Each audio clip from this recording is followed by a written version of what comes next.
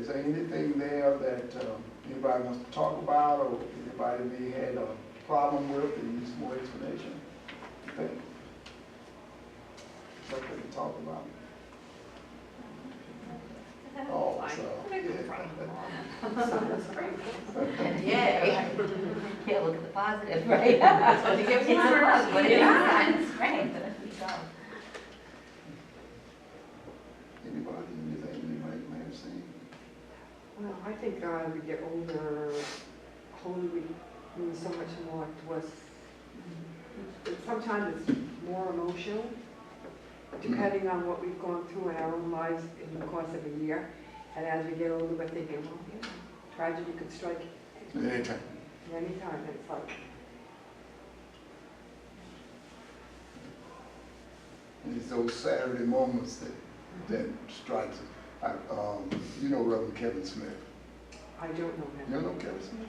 Well, anyway, he used for years was this spiritual director. That's right, you would know him for the Mayor's Walk. And he'd done that for years, and he decided he'd had enough, so he stepped back. Well, his past walk, he was spiritual director for the walk. So he and his wife, Sharon, went on a wonderful vacation. He loves kayaking, so he went down and kayaked Everglades. And then he met his wife in Miami. They went on an 8-day cruise. And as soon as he got back home, he was getting ready to come to the meeting. And the wives, not the wives, one of the daughters, no daughter, I think it was, furnace blew up. Oh. So he had this wonderful vacation, got in that Friday night, he was Saturday morning, this happened. So he's, well, I'm going to be late. So he heads out to get to Lincoln to where we were having the meeting, gets in the parking lot, his wife called him, said, the secretary's trying to get in touch with you, you've got a bad problem at the church. So you see, you're going through this wonderful time. That's right. Boom, I thought about that, but he did come in and he had prayer with us and says, I'm sorry, but I, got to go. And we understood, and I got thinking about that later on. That's exactly how what happens. And you have this wonderful, and then boom, something hits.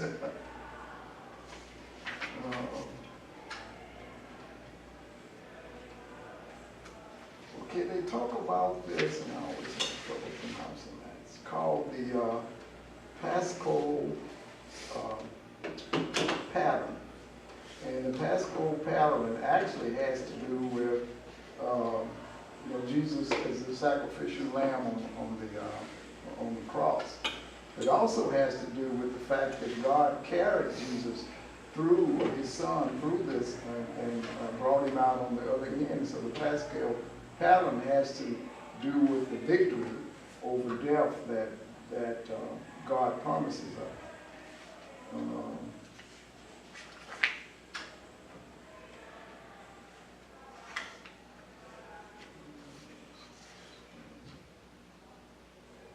So what they're talking about is that you notice in the study with this victory, so based on how the apostles Paul and John describe the victory that is ours, how would you describe its opposite, which is defeat? In other words, how might we refuse or thwart our victory, perhaps especially when we are suffering? So, just like the example with Kevin, on this end, and then boom, here comes all of the stuff on the other end. So how would that look to you? How would you describe its opposite, which is defeat, which I don't consider defeat myself as opportunities. But how would you describe that when you're having those Saturday moments?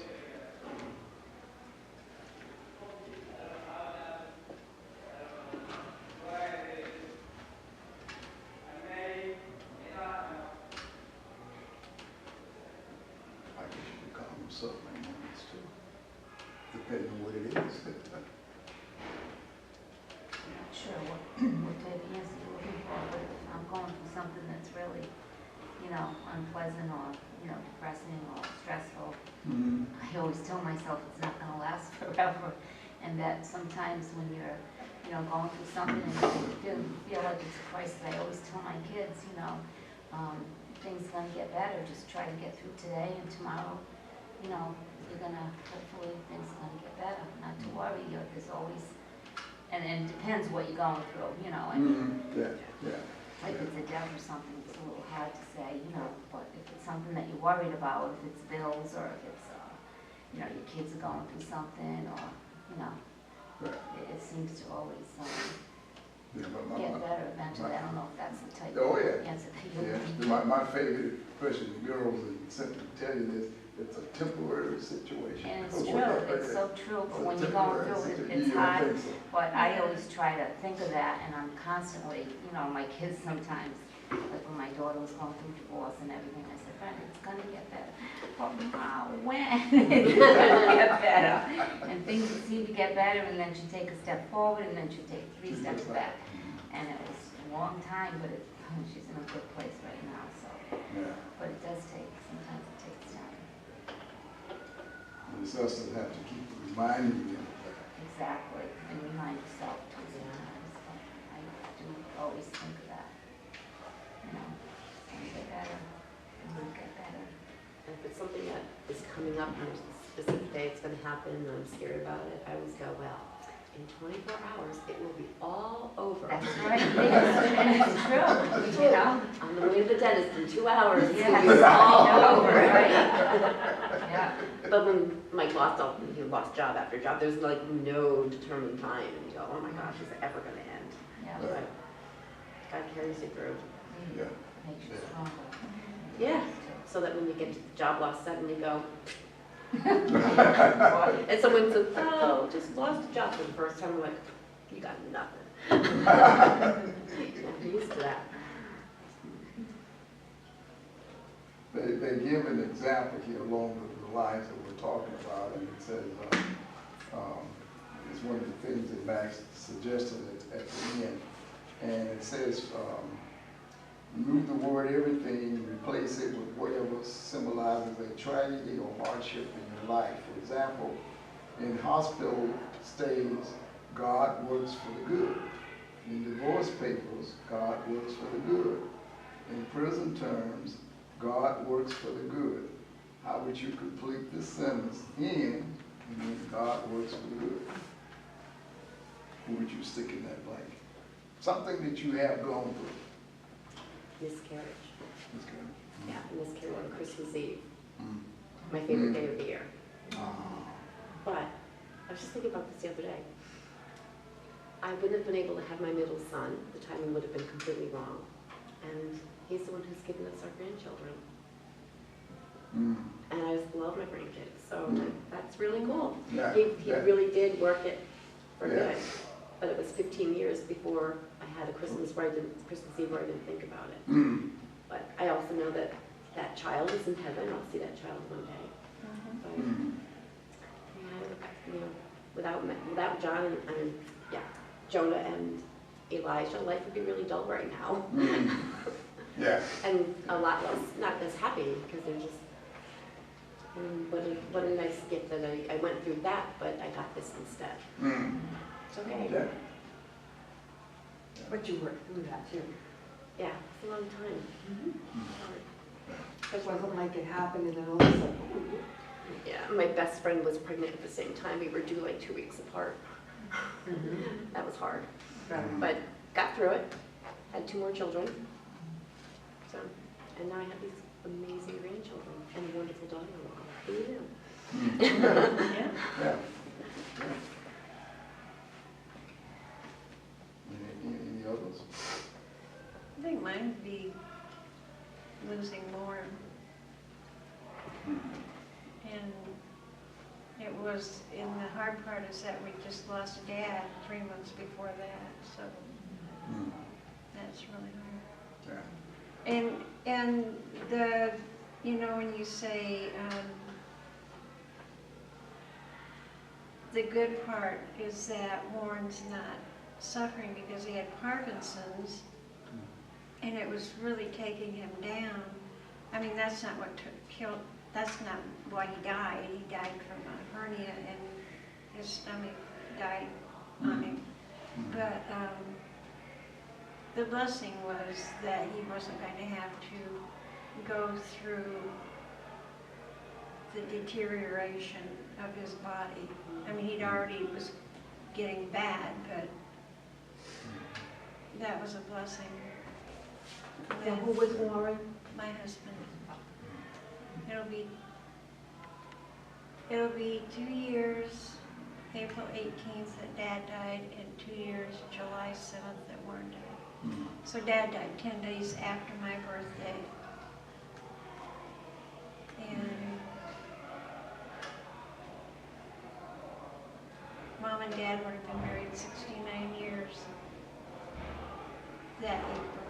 He died the 18th and their anniversary was the 27th. And Warren and I got 20 years in. And for divorce, you know, when you say divorce, I mean, and it's hard, but I had a good pastor that helped me through it, and he said, read this book, and it was Divorce and the Christian. Because it was, you know, I wanted to make sure I went to heaven. And I mean, I became a Christian, and it's like, but if I get divorced, it's, you know, it was at a Baptist church, which was the best Baptist church I ever went to. But I read that book, and I could get a divorce from my first husband because of what he was doing, and I was still going to be okay. And the good part about that, I got Warren. Yeah.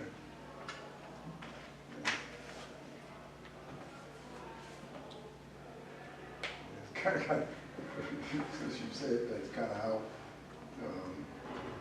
Cynthia and I got together. She saw herself married to a childhood sweetheart, I guess it was. He went off to the service at the Vietnam time. When he came back, he was different, totally different. And that's all she saw was herself married to him. When he come back, he didn't want anything to do with her. And that just messed her up. And I never forget, she said her dad told her, don't you worry about that, something better is coming. Well, I think I agree with that. Okay. She told me that after we got married.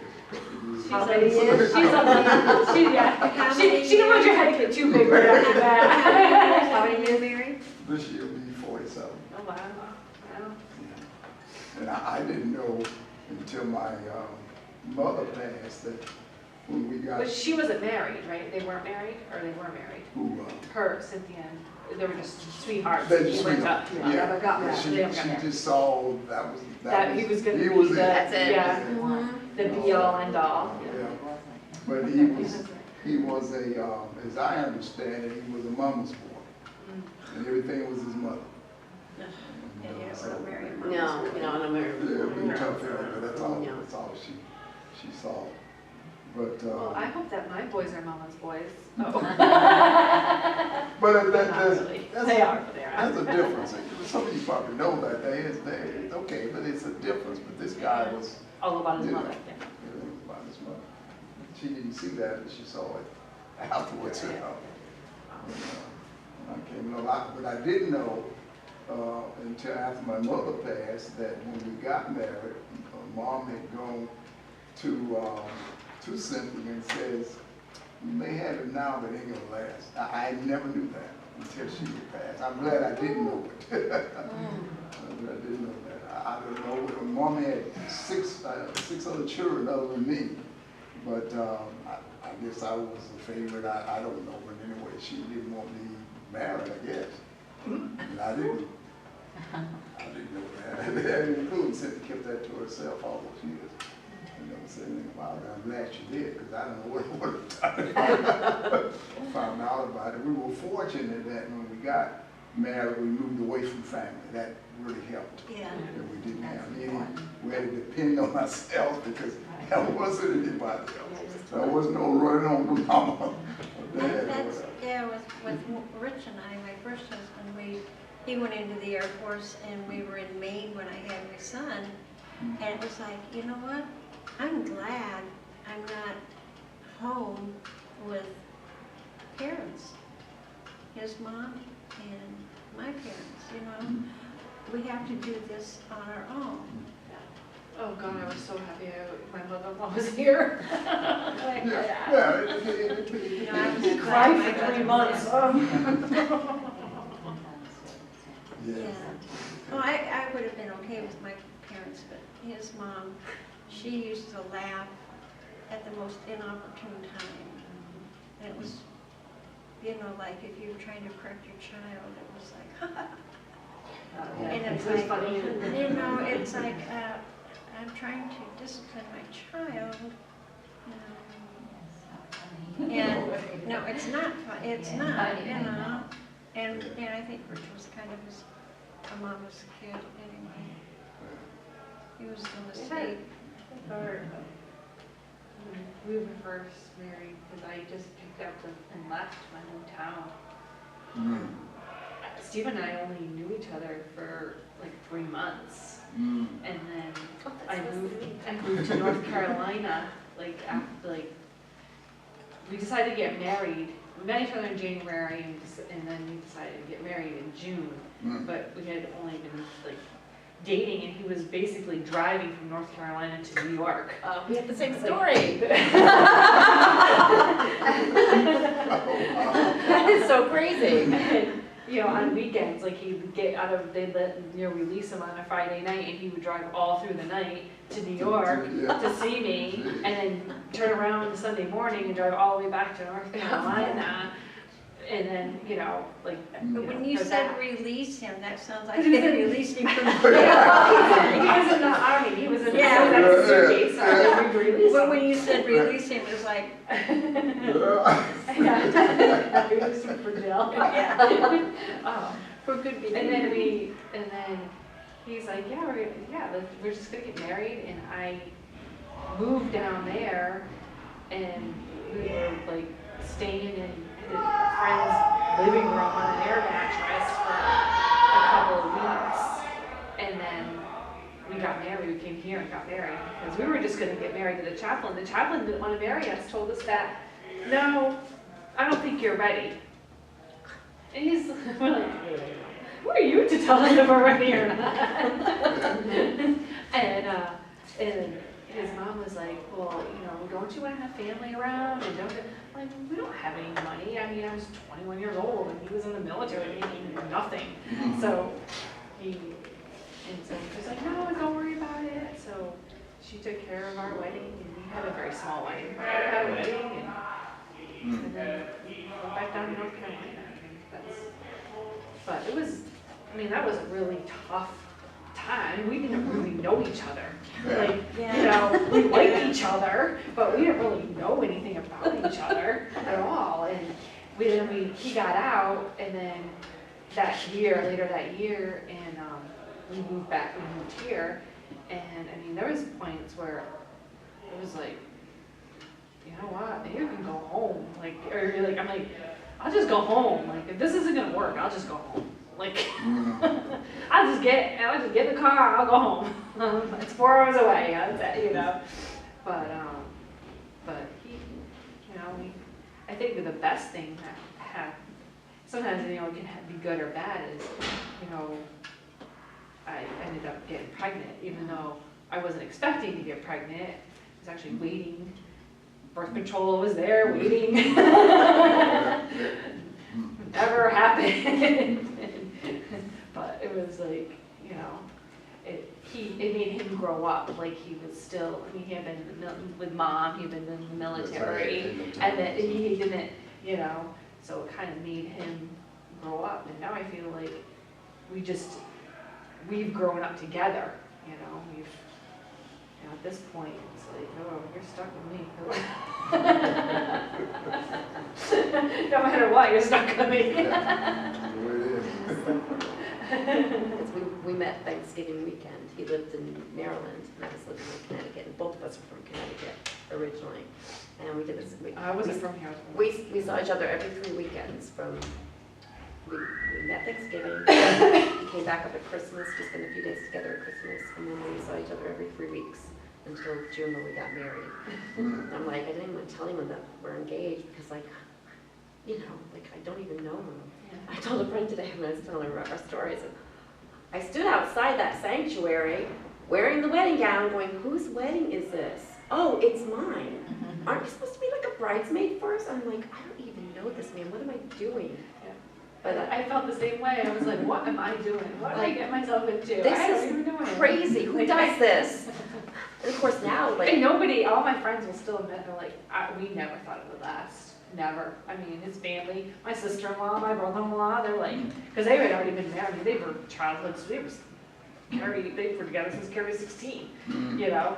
So they got married the year prior to us, but they had been together forever at that point. And they were like, who is this girl? And what is she doing with him, with Stephen, because he's crazy. And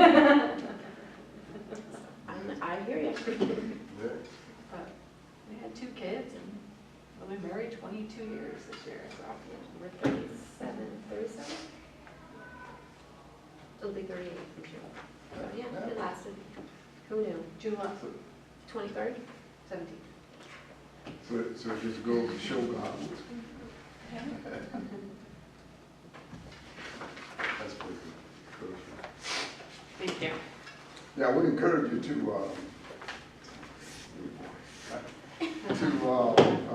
do the practice, even though we're not meeting, just to continue with that. And as we talked about last week, you may want to consider that Bible study, or consider, if it's not that, something else that just kind of keeps you in the path. You know, I think it'll make it, that we won't probably be doing another study until Advent next time. Unless education comes up or something. William's in charge of education. I think people are more apt to do these, like the twice a year, during Lent and Advent. Then they are. You seem to grow. Because You're always growing, I'm not saying that, but it seems like to have an all-church study is during Lent, because you're sacrificing something, yes, and then add that leading up to, you know, yeah, the other times of the year you do other things, like you said. yeah, that's true. That is true. It's like you need that boost. And you really do miss it, because I go to the Wednesday morning group, and when I'm not there, it's like, oh gosh, I miss this group. Yeah. I wish they would do like a women's group later on. Some of us have to work, you know. On my medication, I went off my medication to try to do, no, I can't physically manage, so my life and getting up in the morning, because I don't get up till noon. You add the babysitting till midnight often, and this medication, I'm going to sleep for 10 hours on this drug, and I'm so limited. Me, and throwing the diabetes and the eating schedule, I'm like, okay, it's get up at 12, go to bed at 3 in the morning. That's what I do. But I wanted desperately to go to the women's thing, but I ended up with this huge muscle spasm down my back because I was off my meds, and that was December, and I'm still trying to work it out. And I just Well, this can't. group has been going on, I mean, A long this is time. Yeah, long this is time. my 4th year, I believe, because I was doing daycare all this time, so I wasn't able to come. But it was when Susan and Ryan Wood was here. That's when it And that started. goes back a long time. Oh, yeah. Yeah. Oh, yeah. Oh yeah, because No, Becky no. had it at her house originally. Yeah, I Still used to does. watch. I used to watch people No, gather we have together. a church, because there's too many. Yeah, too many. There's Yeah. like 15. I know, I And come I would up there love and to I go. couldn't find a place to park on Wednesday. I said, whoa. Where do you live at? Is it Sharon? Yes. Where do you live at?